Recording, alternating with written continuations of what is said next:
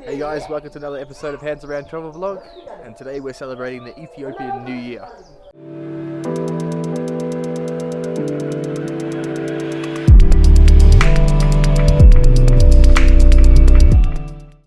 Our Ethiopian New Year kicked off with our friend Kasahun coming to pick us up in Addis Ababa. Let's go celebrate New Year.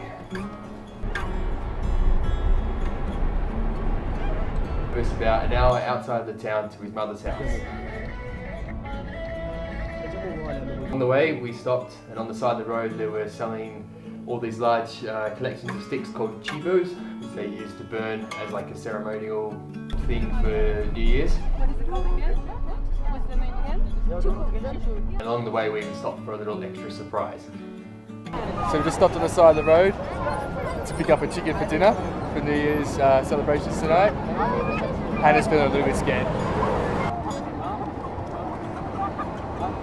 After some hard bargaining, the chicken cost about 250 birr, which is about 8-9 pounds.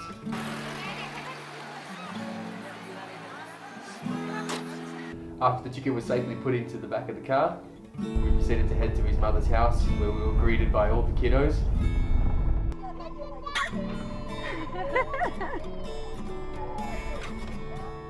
Zorbel, Zorbel! Zorbel!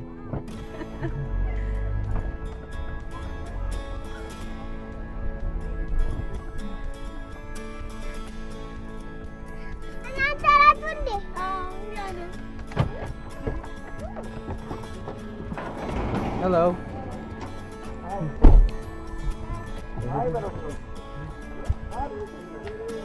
Hello.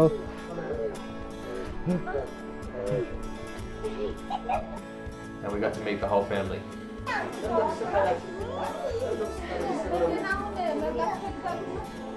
want to have something to eat now or later?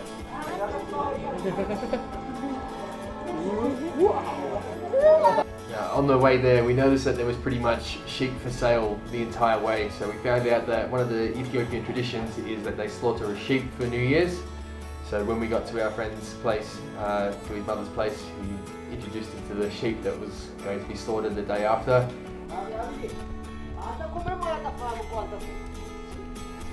See the shape.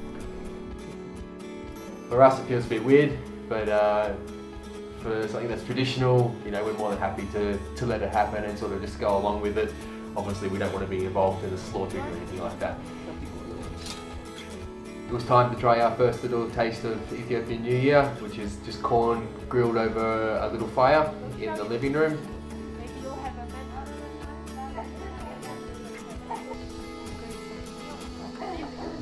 It's Ethiopian New Year, and we've got our first entree, I suppose, and it's corn cooked on the little open fire down there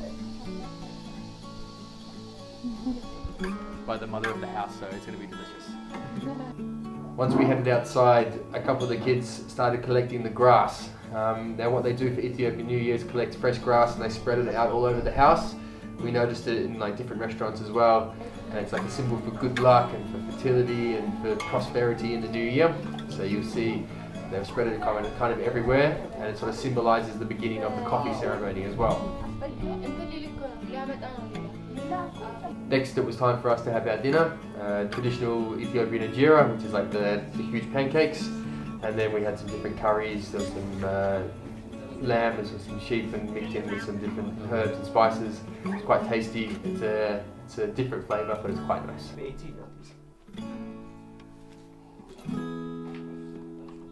After we finished our dinner, the things were brought in to begin the coffee ceremony.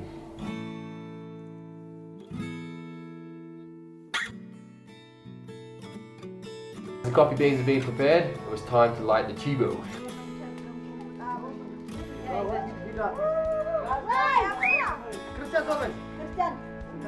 The process of lighting the chibo started right inside the front doorway over the little fire, and it kind of everyone had a big chibo stick each. They put it into the fire, and I'm pretty surprised that the place didn't catch fire.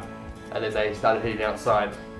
And then once they got outside, they put it all together in the middle, and it started burning. And once it was all lit, they left it in the middle and started dancing and singing around the fire some traditional Ethiopian New Year songs.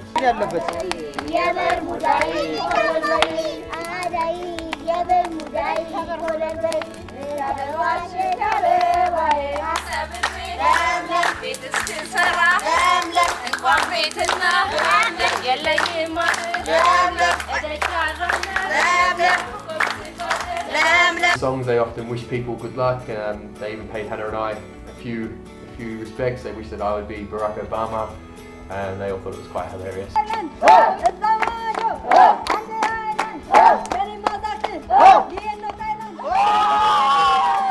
Whilst we were outside, the mother was inside preparing the coffee, so that when we came back in we could try our first sort of Ethiopian coffee with these guys.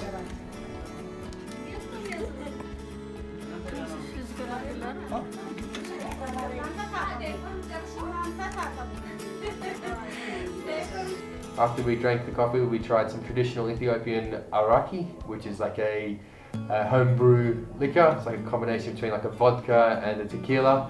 It's quite strong. They put a little herb called tina adam inside it, just to spice it up a bit. I didn't like it. Hannah finished it. Zach couldn't finish that off.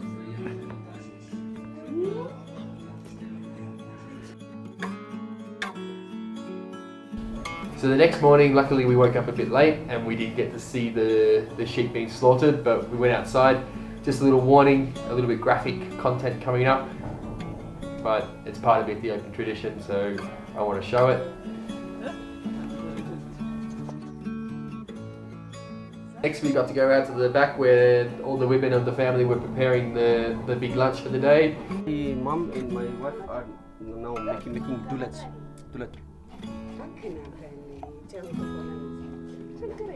They were teaching us how they make injera, which is like a huge pancake where they sort of put it on a big open fire, let it cook, and then peel it off with like a woven plate, and then put it into the basket to dry, which we're going to eat later on.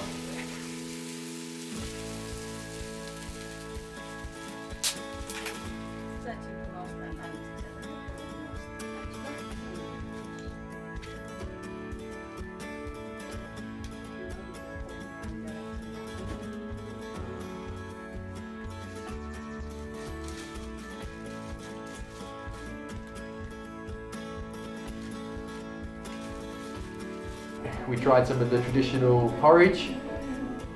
It was alright. Traditional Ethiopian ceremonies, they create this huge piece of bread that the man of the house is responsible for cutting. So he sort of stands up, says a prayer, everybody in the family joins in, they say their prayers, their blessing, their wishes, and once that's done, the man cuts the bread that we then enjoy for our lunch.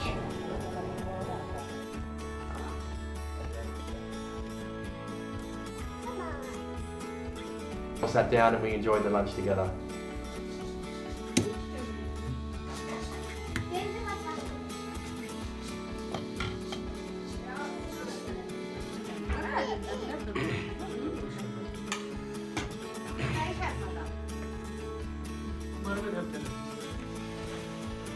We finished our lunch. It was a final coffee ceremony, which marks the end of the New Year celebration. So we got a chance to watch them prepare it from start to finish this time. And we got to smell the beans along the way and just watch the whole process. But I'm going to do another episode on the blog later about the whole coffee in Ethiopia and how awesome it is.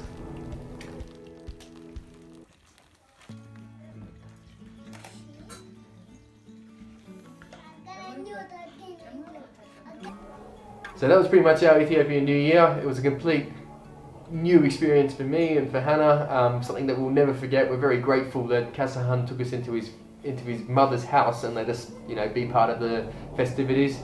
We feel really honoured to be there. We had a great time. We love trying all the new things, and we just want to say thank you for letting us be part of it, and it's something that we will share with everyone that we meet along the way. And then to finish it off, Kasahan dropped us back at our place, and of course on the way it rained again.